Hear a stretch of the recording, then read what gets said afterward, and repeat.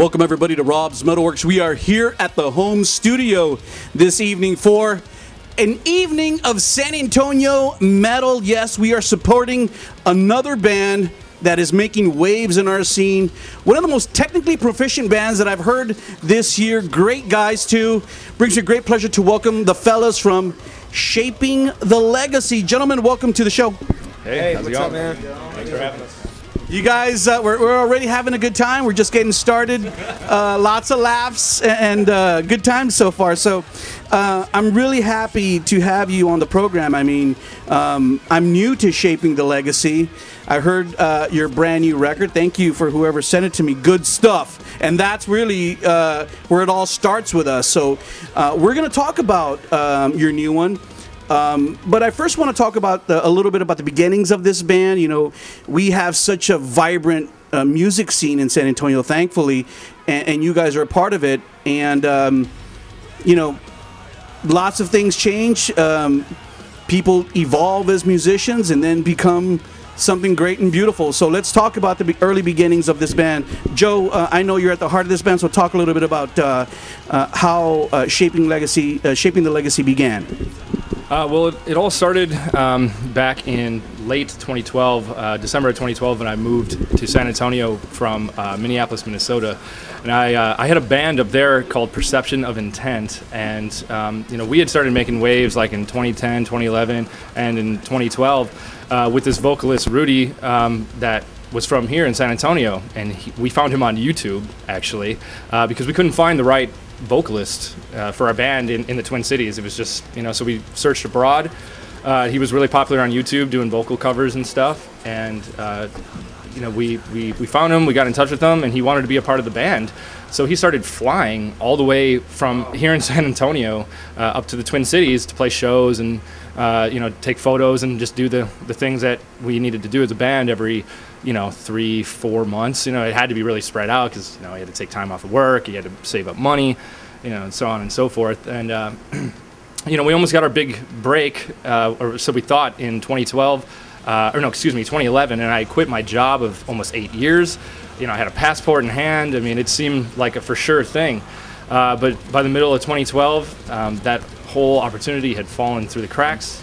But yeah, so I had a few options after the band ended. You know, it was either stay in the Twin Cities and form a new band, which was like probably not gonna happen. Like, I kind of expended all the talent that wasn't already taken, I think, there. Yeah.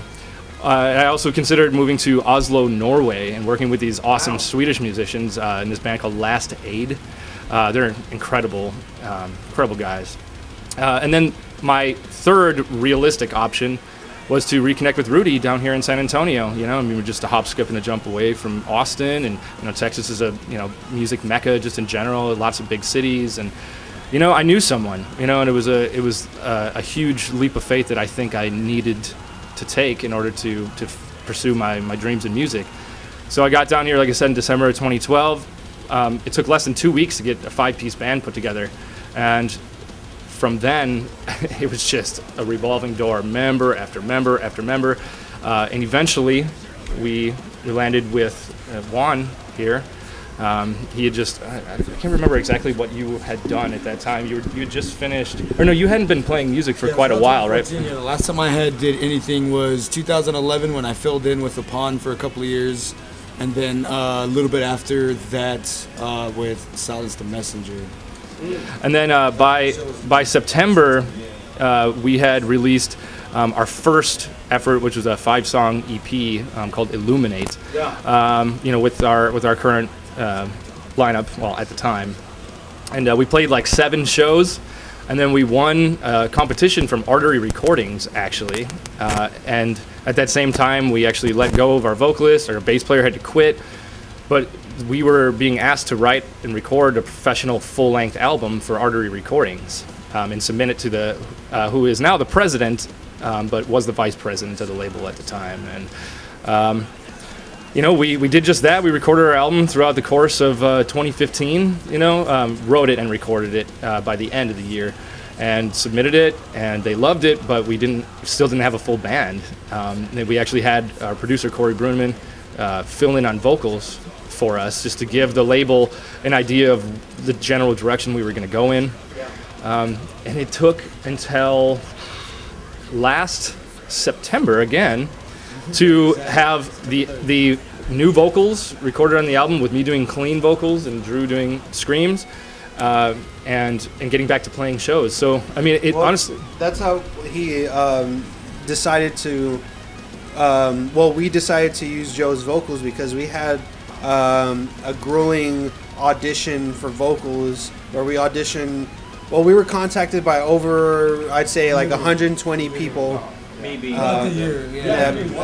Drew being one of them, and literally, that many people. There was always, we were just let down left and right, and so that's when we knew we couldn't wait around and hope that we find a perfect vocalist and try to the vocals that we have to just brighten those up and get better at that.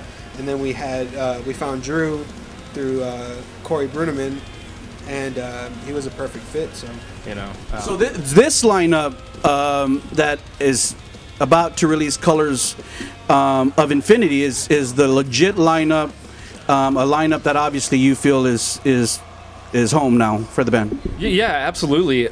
I mean, that's really the only reason why we're where we are right now is because really the main thing that was holding us back is was the revolving door that I was talking about earlier. I mean, it was so hard to move forward. It was like one step forward, two steps back in a sense. So there was a lot of stagnant periods throughout in the course of our limited history, but and then not only that, but knowing the experiment that we did with our EP.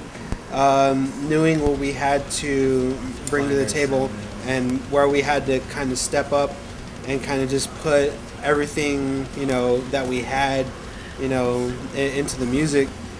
We just completely reinvented the sound that we had.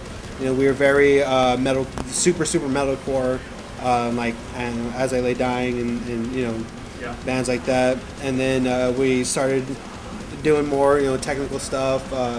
Playing what we're playing now, and it's definitely it was a good decision. We don't really have there's some of the old EPs still out there, but we don't really consider that as the band that we are now. Like, we don't play any songs off the EP. It's just a completely different band. Right, different band. It's a different lineup. A different frontman, which obviously has an enormous impact on the overall sound. And we just like you said, we changed up our sound so much, and now we're not just strictly metalcore. We have metalcore elements, we have gent elements, we have almost death metal or deathcore elements, even shreddier stuff, and so we have a more eclectic and just more mature sound, I think now. And it's basically like with this lineup, it's allowed us to again get us to like where we're at now. We finally were like, this is the right sound, these are the right people with the right amount of dedication and drive. And it took only a matter of we played our first show with this lineup on September 30th of last year, and like now we're about to be signing a record deal. We're signed to a management company, CB Entertainment, out of Cleveland, Ohio. We had an incredible reception to our first two singles off of this album, Ethereal and A Future Divided. And it's just, I don't want to say it's exploded, by any means, but it's, it really has. What we had thought what would happen in the beginning. Totally, we never expected it to, never. Ethereal garner 30,000 views? We would never think. Something or exactly. Something, about 500 shares on Facebook. For what really is kind of like our first single as a legit band, technically, other than just our friends and family and stuff. It was quite something. I'm really, really happy to see that. That type of success and accomplishment is not, common. It doesn't happen for everyone, even guys who really put in the hard work. But, one of the things, and one of the reasons that I wanted you guys on Rob's is because I really respect the new music. You can tell that you guys are magnificent, hardworking musicians, and you really honed in your respective crafts. And you know, as I jammed Colors of Infinity, all I could be thinking was like, damn, this record has like huge breakdowns. It's awesome. I was like banging my head, and I was jamming. I was like, wow, this is cool, totally cool. You know, and whoever sent it to me, thank you again so much, because it was so awesome. So let's talk about your upcoming release. It will be released on August 25th. Yes. Woo! August 25th, and as fast as you know, time seems to go by, it'll be here before we know it. So let's share with the people who will watch this interview shortly a little bit about the music. I have the cover work. I love the intro. The first track, the intro, kind of gives it like this futuristic kind of vibe. You guys have talked a little bit about. Yeah, it's cool. Was that Brian's idea? Well, Talk a little bit about that, Brian. Yeah, I originally started creating it to open up our live shows with. We were originally going to have some type of intro made, but with how the album was recorded and everything that had to happen and everybody's schedule, we didn't get to do that. But the intro that I made for our live shows, the guys really liked it, and they insisted that we used it on the album. So, you know, that was just, you know, one of my tinkering in the studio. He locks himself away for hours. That's my life. You know, I hardly go out. Even when I do go out, it's like a big thing. Yeah. And so yeah, it's just more and more creating as much as I can create and write music. That's what makes me happy. Yeah. That's what my life is all about. You guys, Joe, you kind of mentioned that, you know, we've taken, you know, our roots and foundation is in metalcore, yet we've continued to evolve and include other elements. So if someone comes up to you and says, what kind of music does your band play? What do you say? It's so funny you asked, because I mean, that question has been so difficult to answer. You know, yeah. Like, I mean, we feel like the sub-genre, the little corner niche that we somehow secured for ourselves just naturally. Like I said, it's kind of eclectic. It's not just straight up metalcore. It's not just straight up gent. It's not just straight up death metal or whatever. You know, it's just a lot of different things blended together. I thought of a phrase that we had said not too long ago. Progcore was pretty fitting. Yeah. But I mean, still, I would like to consider it metal. Yeah. That's a great tag. I can see where you get that. The prog is, you know, again, you know, and I'll try not to harp on it, but one of the things I loved about this record was not only, you know, the breakdowns, but you guys are just like shredders, man. Great guitar players. I love proficient guitar players, and you guys are just so good, man, at what you do. So much props on that front, you know. Talk lyrically, themes, you know, kind of who does lyrics, and what were you focusing lyrically on this record? Out of necessity, kind of, I actually wrote almost all of the lyrics, with the exception of The New Machine, which there was Brian a few. wrote. My lyrics were kind of scattered here and there. Yeah. But we had it was an idea that we had been throwing around for a very long time. Yeah. I mean, our EP was probably more about you know, just regular life stuff. But we had the idea to have like kind of a story, kind of a fictional story that talks about, you know. You described the ominous future that lies ahead of us all. I mean, it's really that's mostly what, you know, I ended up writing about was the, you know, like a dystopian future where, you know, the human race finally sort of runs its course and you know, is destroying itself, and, you know, into the distant future, you know, through the integration of technology within our bodies. I'm like saying the lyrics like verbatim from the title track, I think that was. But yeah, you know, just integrating technology into our bodies and becoming, you know, superhumans, and talking about, you know, this division between this elite race of like cyborgs and people who, you know, either don't have the means or aren't willing to evolve and integrate that technology, and how that will create a serious you know, division between, you know, the human race within itself, and then from there almost weeding out the weaker ones and progressing deeper into the future, where like we can project our consciousness into other beings and to explore the cosmos and try to reestablish humanity afar. Download our consciousness into a computer. Yeah, actually, that's something. I read about that stuff. Yeah, I mean, pretty much. Yeah, there's some stuff, you know, like eternal life essentially for human beings, getting to the point where you know we've evolved to, you know, where we can just take our consciousness and derive it from our minds and put it into a computer and put it wherever we want, and even evolving to the point of consisting of pure energy. You know, it's just a really, you know, it kind of started out as we thought we might have a themed album, and maybe you could call it, you know, or a concept album rather. But it more just has like a theme to it. You know, maybe you could call it a concept, but it's not like linear. You know, it just kind of is various stories that all allude to similar things. So now I finally get the artwork. Now I get what's happening with the cyborg kid or whatever. Interesting.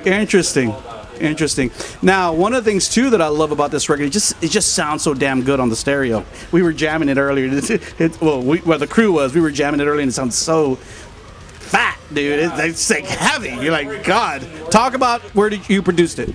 Yeah, so Corey Bruneman, he's actually was originally in this band through Arteries, which, you know, they did some pretty cool stuff in their prime, and now they're actually like resurfacing.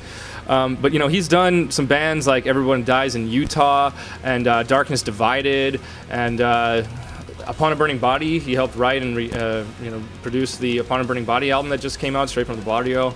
And, you know, so he has a pretty serious repertoire with, you know, some serious acts. And we came across... His repertoire is like metalcore, right? Yeah, I mean, I think that he kind of specializes. Down the vein, I mean, that just and gent like stuff. The And guys, I mean, those are the guys who work with it. Yeah, absolutely. Because unless he did like, who was it? Josh's band. Lifelike? Lifelike. Did he work with them as well?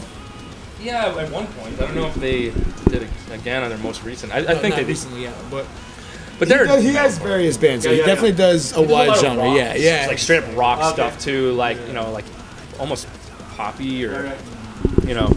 But yeah, Corey, man, he is a tremendously talented dude. Over there to record? Yeah, he's actually like right in San Antonio, man. I mean, we didn't have to go far. We did guitars at our house, like just straight signal. We recorded the DIs like at our place with a DI box that he actually supplied to us, and we had a little bit of our own equipment, and then we sent the stems, you know, of the totally clean, undistorted, unaffected, you know, barely edited guitars to him. And then he added all the stuff. He reamped it and did all the mixing and mastering and stuff. But yeah, the way that we came across him actually was this dude who was in our band as our vocalist for a short time, Carl. He knew him for years from like a previous band that he was in, and, you know, just from the scene. And he lived like right down the street from him actually. And he suggested we contact him, and you know, we basically had to prove to Corey that we were legit and that, you know, we had won that competition with Artery Recordings and stuff. And then he was like, okay, I'll work with you guys. And, you know, he ended up being really impressed with us. And I think he worked pretty damn hard, you know, and it turned out well. I mean, you know, we could always pick it apart and say, you know, I would have done this differently or I would have done that differently, but you know, say that. Yeah, you always can. So yeah, we just kind of conceded, you know, and accepted that at the end of the day, it sounds really, really good. You know, it's as good as we need it to be. Well, for non-musicians, like people like me, you know, and my crew, you know, it's a fabulous piece of work, fabulously put together. The songs, the theme, you know, everything's awesome. So let's talk a little bit about what you want to do with this record. I know that I had heard some kind of rumblings about, and I guess you kind of alluded to it earlier as well, that there may be a possible record deal or that people are kind of interested in the band. Can you share anything on that front? Yeah. Actually, I had to make sure before the interview that we were able to, you know, divulge, not dispose of, divulge. We want all the secrets. Yeah. So Chris Bianchi is our manager, and he's the owner and founder of CB Entertainment. Hence, you know, Chris Bianchi, CB. You know, makes sense, right? Well, he's a very well-connected dude. You know, he was in the band Forever in Terror, signed to Metal Blade years ago as their vocalist, and that's kind of how he got his start. And you know, we felt that he was going to be able to really, you know, further our band. And very recently, with some business partners, he started up Legend Recordings, and Which is like a record label. it is a record label. Yeah. It's you know, full service and. it looks like very shortly we're going to be signing a contract with them, and Nice. there's some really good perks with that, especially having our manager being, the guy who is at the helm, and we're going to have some, legit PR, and getting added to a really top-notch booking agency roster, and all that good stuff. So yeah, I mean, we're going to be releasing this through Legend Recordings the way it's looking. Yeah. Nice. The great part about that, not until bands get really popular and big, do you see returns, but the great thing about, at this level is that you're going to get the distribution, and people all over the country and world will know about the band and the music. And with the publicists, you're going to get lots of interviews like Rob's MetalWorks with all the little wankers across the country who do what I do. That's great, man. And more people will learn about the band and be listening to your music. And that's what you really want at the end of the day is people to listen to your work, right? Listen to your work. So great. So the record will come out, hopefully on this label. Now everything will go seamlessly. What would you like to do after the record is out? What's the plan? What's the goal after the record's officially released to the world? I mean, I think ultimately, we're going to have an even greater obligation, not only to ourselves, but to a record label, to tour, to hit the road and get it out there. I mean, there's just no avoiding it. We gotta get out there and bust our asses and work. Exactly. First week is very important for a record. First release Hit the billboards. That charts well, then that just opens up so much for what we can do in the future, for what we can do for our fans, where we can be, where we can go. We're talking hopefully jumping on some really awesome tours with supporting big bands. So that's hopefully that's right around the corner. Yeah, so, we definitely are going to be pushing the hell out of, and probably annoying a lot of people with our pre-sales, but I mean, it's extremely important. It's crucial that we have some good numbers to put up, because important people will see that, and it can open up doors, like Brian was saying, and so we're going to be focusing on that. We're also going to be focusing on, just being, practiced up on our entire album for the CD release show that's going to happen August 25th, the day of the actual physical release, which should be at Bang Bang Bar, it's looking like. And when was that again? What was the date on that? August 25th, the same day that it's actually being, we're going to do. The album in its entirety. Great, nice. We will be out there. Yeah, absolutely. We will be out there. I'm going to shoot some footage and party with you guys. And we're also putting out additional content as well, if I can interject. Sorry, sorry to interrupt. I've started putting out like guitar instructional videos and stuff, to bring more people to our YouTube channel. We're also Joe's Shred Room. Yeah, exactly. Yeah, and so I've watched some of them, and you're just such a articulate guitarist. Most of what you're saying is going way over my head, but digestible. But I don't know if that's going to happen. But in any case, we're trying to just keep up really good high quality content. We're going to be doing drum playthroughs and covers and stuff, and doing trying to make it professional and putting out promo photos and all that sort of stuff. We're going to keep the ball rolling, and we're going to be kind of hanging out a little bit behind the scenes while we're getting ready to promote the hell out of this album release show and the album release itself, man. That's very important, and I won't harp on it, but the successful bands are bands who are great musically, who are great on stage, and also who are taking care of business on the back end. You have to stay on top of it on the back end.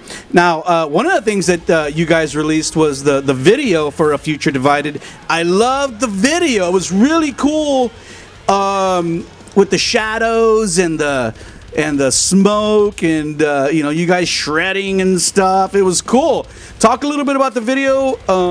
Did you like doing the video? Do you enjoy videos, things like that? Yeah, I mean, absolutely. It was an incredibly fun and exhilarating experience. Did Joe Wiseman do the video too?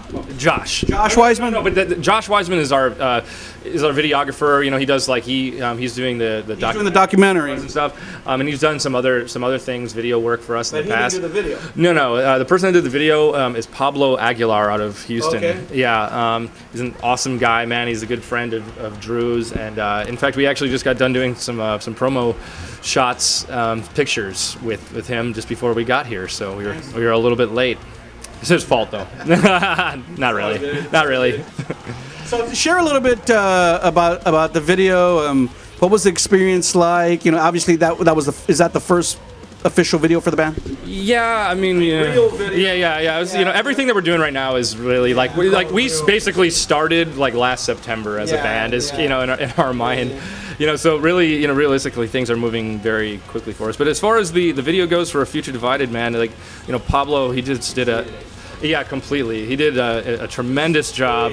I mean, the quality of it, just the ideas, the shots and the cuts and everything, I think, was just of exemplary quality. I thought it was cool too, because like even the shots of you doing the clean vocals, you're standing there without the guitar. Mm-hmm. Yeah, and you know, so like, is that another dude in the band, or is that? Yeah, and then Drew was superimposed, sort of a grainy, over the top of me, and we all thought that was a really different, outside of the box, cool idea that worked.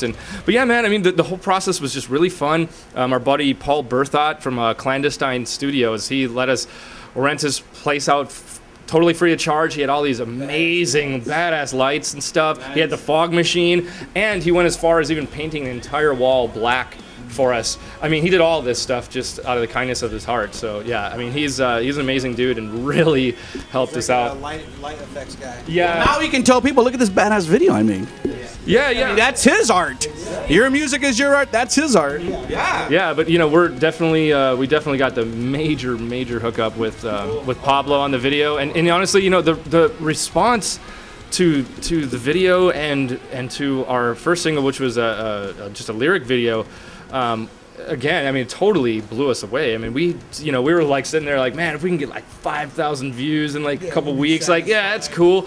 Like, we got more than 5,000. We got 7,000 views, I think, the first day on our first single. Crazy. Yeah, I mean, as long as they've been around with the things they've been through. It's been really anticipated. So.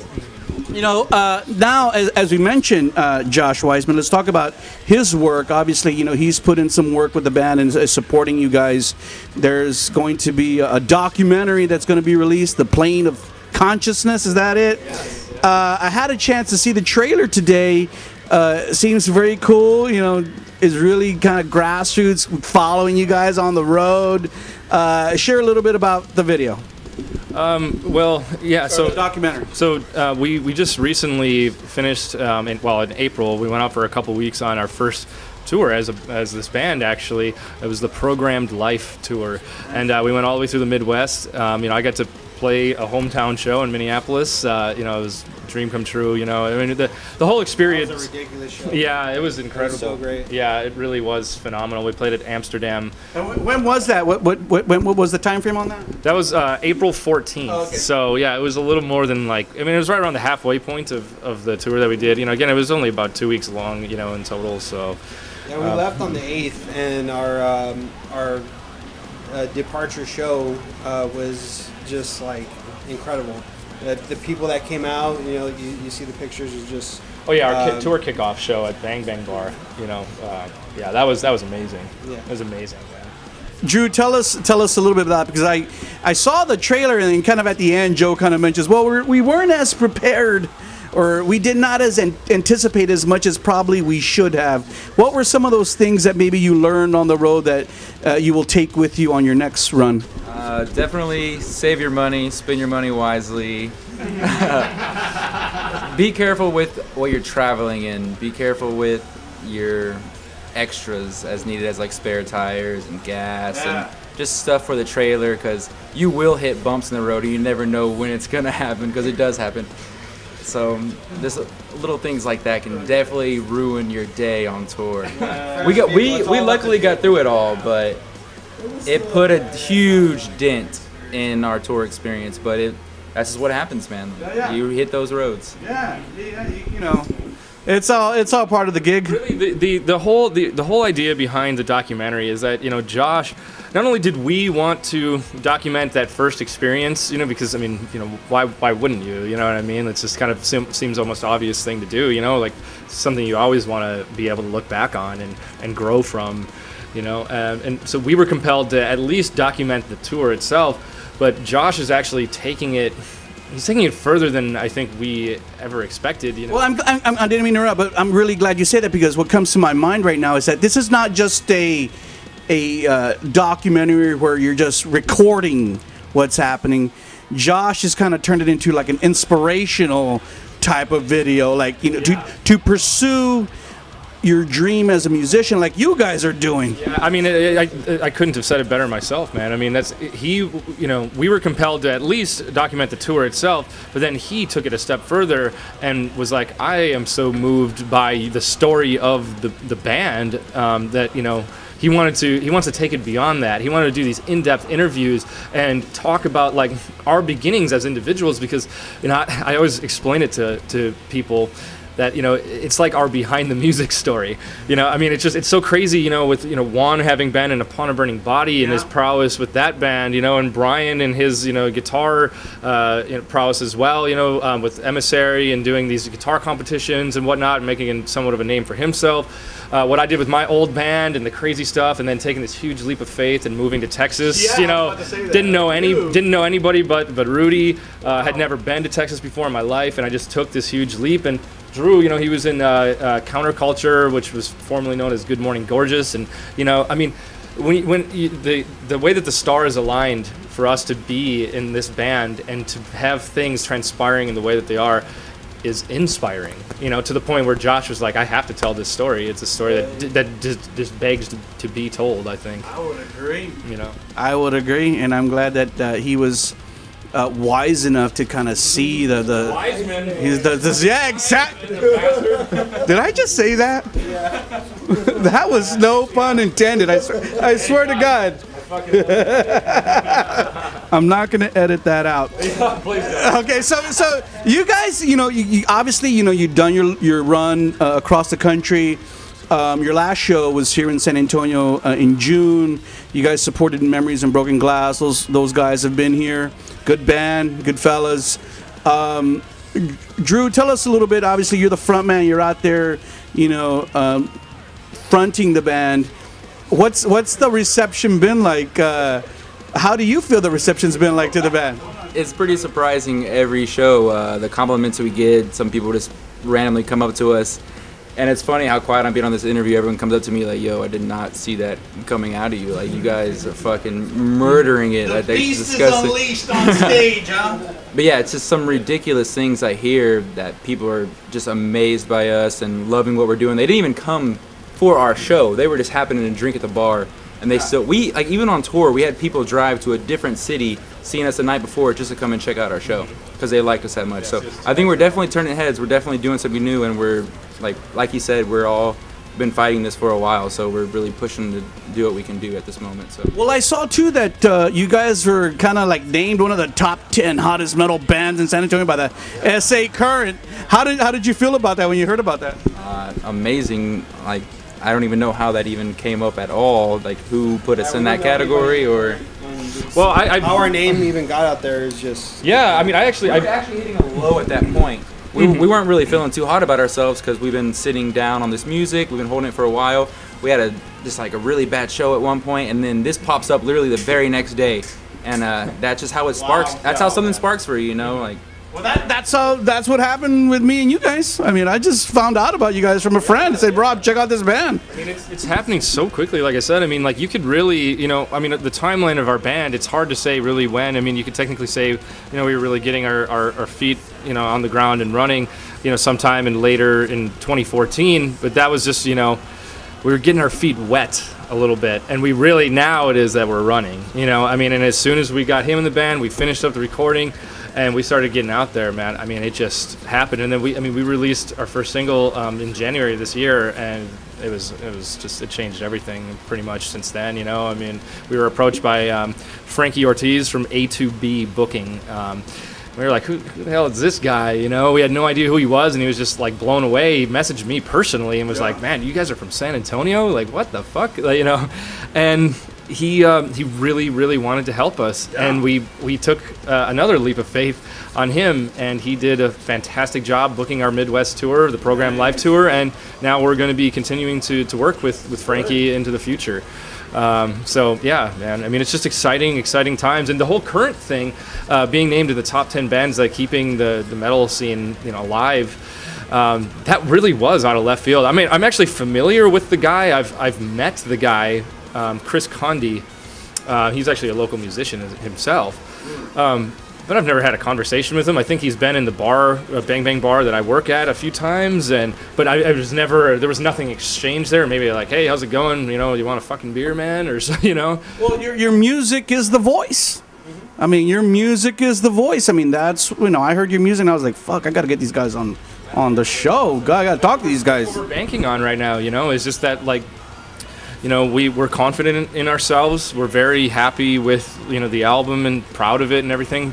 And we've just kind of been, you know, hoping that it'll speak for itself in a way, you know.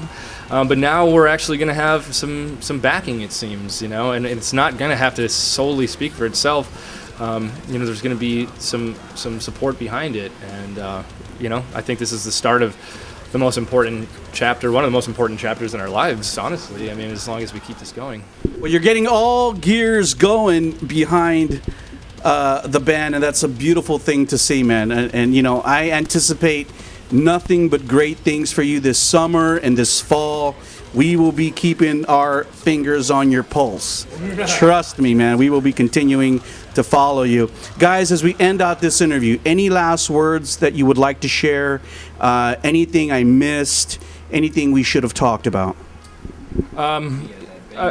Yeah, the Bang Bang Bar. I work there. You can come and hang out with me if you want. But definitely August 25th, we're releasing our album, and that's also going to be our CD release show at Bang Bang Bar. The pre-orders for the album. It is crucial that everybody pre-orders it as much as possible, because if we get our first week sales up, which the pre-orders are included in that. How can they pre-order it? Well, that is going to be determined very soon, but it should be through Legend Recordings, and yeah, I mean, we're going to promote it there. Yeah, so definitely Facebook, you'll find it there without a doubt. So definitely get on those pre-orders. Set aside the date, August 25th, to pick it up and come and see us. And also, you know, check out JT Wise Guy Creations. He's Josh Wiseman is the man that's putting together our documentary and does some other video work for us. He's a tremendous guy and a very professional dude. Pablo Aguilar, he's the guy who shot our music video. Definitely check him out. Also a tremendous guy and a great upcoming talent in videography. And yeah. Thank you. Also, just the people who have been coming out to the shows. There's been some people that have, you know, that haven't missed a show, and at almost every show that they've been coming to, and a lot of familiar faces. And you know, just thank you for, you know, for being, you know, supporting us doing this, you know, this important step, this first step, and what we're gonna, you know, hopefully be doing the rest of our lives. And yeah, we appreciate it. We know we see you. Yeah, and thank you guys. Thank you so much to you guys too for having us, man. It's an exciting time. You caught us at a good point. The night's not over yet. Juan, what about you, man? Any last words? Same thing as they say, man. Thank you to everybody who's ever checked out our show, supported us. I mean, without you guys, we can't do this. Josh for being there with us on tour. I mean, Pablo for today, spending time with us today before we got here. Just we can't thank you guys enough for helping us continue to pursue what we've been trying to do for a very long time. Again, we're old men now with a little young whippersnapper in the back. Fucking kid here. Little fucking kid, but I mean, again, if it wasn't for you guys, you're our fuel to the fire. So thank you. Like, we're ready to work, we're ready to go, and we hope everybody enjoys what we've been holding back on for a very long time. Now is our time to finally release it. So hopefully everybody enjoys it. Guys, I wish you all the best this year, you know, and you know, may everything, you know, the stars continue to align for you, and may you continue to have success with the new release. Remember, everyone out there, The band Shaping the Legacy is about to drop their brand new record. It's brutal and it's heavy and it's beautiful. Be sure to look for it. It's called Colors of Infinity. Will be out later this summer. You saw the band right here only on Rob's MetalWorks.